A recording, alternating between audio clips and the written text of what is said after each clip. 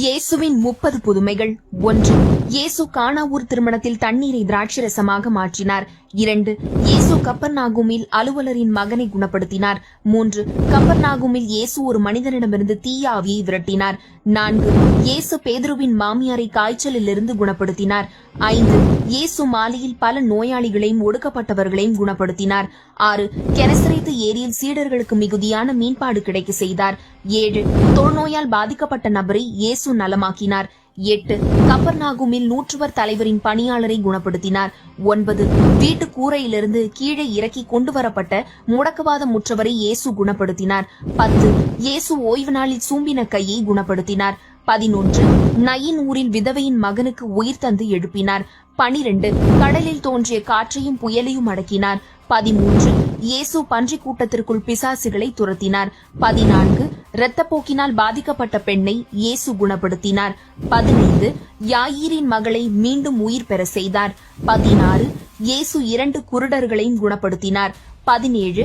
பேச முடியாத ஒரு மனிதனை இயேசு குணப்படுத்தினார். 18. 38 வருடமாக பெத்சாய்தா குளம் அருகே நோயுற்றிருந்தவரை குணப்படுத்தினார்.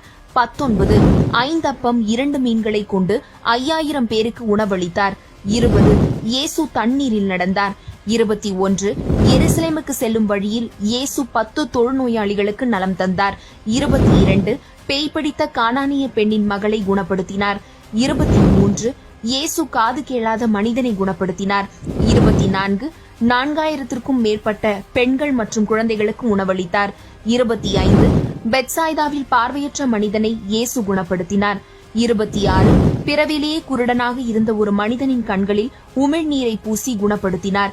27. இயேசு தீயாவி பிடித்த சிறுவனை குணப்படுத்தினார். 28. வரி செலுத்த தேவையான நாணயத்தை மீனின் வாயில் தோன்ற செய்தார். 29. 18 வருடங்களாக முடமாக இருந்த ஒரு பெண்ணை இயேசு குணப்படுத்தினார். 30. பெத்தானியாவில் இயேசு இறந்து லாசரை உயிரோடு எழுப்பினார். குழந்தைகள் கொண்டாடும் இயேசுவின் புதுமை என்னவென்பதை கமெண்ட் பாக்ஸில் பதிவிடுங்கள். நன்றி.